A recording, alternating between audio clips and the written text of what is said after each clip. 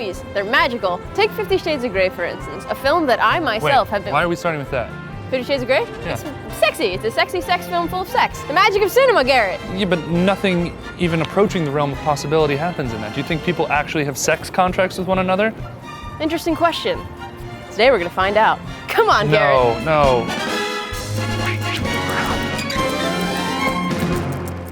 In 50 Shades of Grey, Christian Grey, a creepy playboy, presents Anastasia Steele, a lady whose name is that, with a contract outlining the boundaries of their potential BDSM relationship.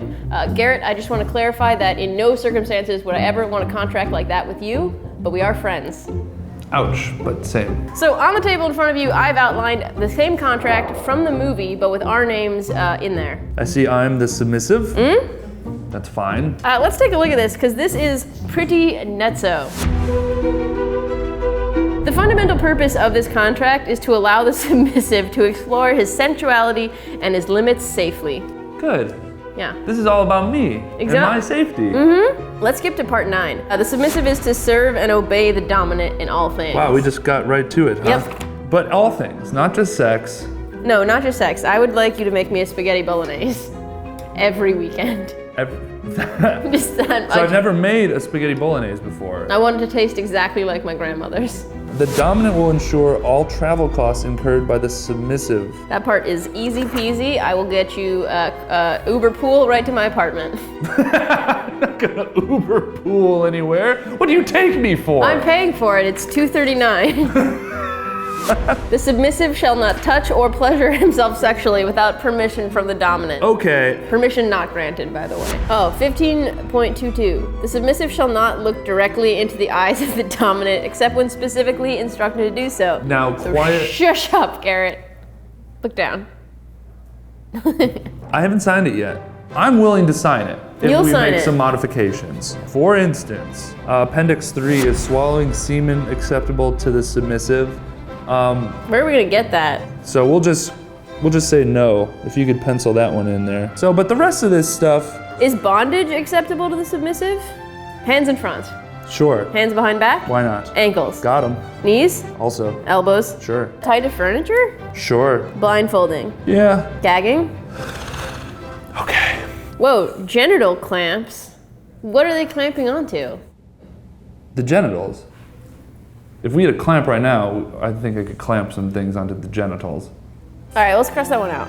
If we're gonna do this, I just want everything to be above board, all right? I want to cross our T's, dot our I's. We should see a real lawyer. Okay. Let's go.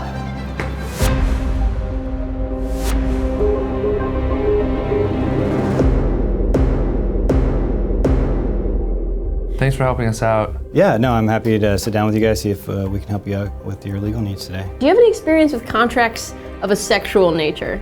We did represent a client. She was an adult film star, known for her very large natural breasts. We've also done some work for one client who was actually making devices that attached to nipples or whatever else and then sent electrical shock. It's not an area that I necessarily advertise as my specialty, but... Have you seen 50 Shades of Grey? I did watch it recently, yeah. What'd you think? I thought the acting was okay, I guess, at best. Right. Yeah. What area of law would this fall under? At its core, it is contract law. Prostitution could possibly come up, and it's seemingly only legal in Nevada. Theoretically, let's say in Nevada this would be enforceable. Okay. And I were to make eye contact with her, which I'm not going to do now. It's probably a bad idea. Can she sue me? She could possibly get a court order that says you need to avoid eye contact with her. And if I break that, then I go to prison? That's completely enforceable. Contempt of court could allow for you to be arrested in certain scenarios if you continue to violate the injunction. Oh my goodness.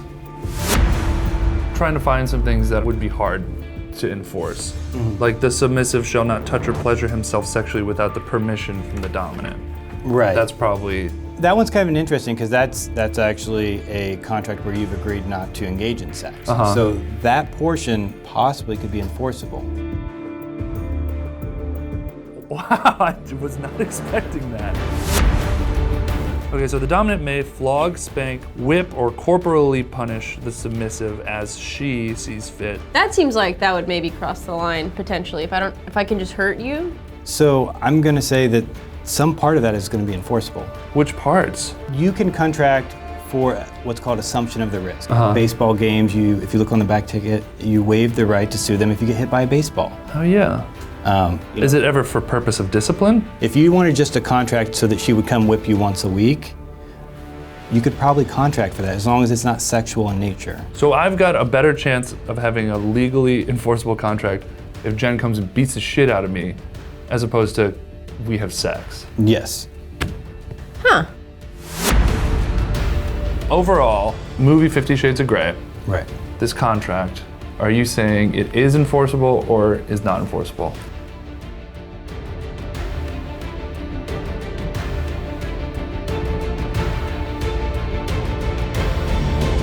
It's most likely not enforceable for a number of reasons. The content of what they're contracting to do is going to be prohibited under probably a lot of laws. So, contractually, 50 Shades of Grey, total load of horse hockey. But if you believe in the magic of cinema, you know, go in with eyes wide open and don't look him in the face. Magic of cinema. God damn it. On to the next adventure. Come on. It's a 2-hour drive back to the office. I want in and out.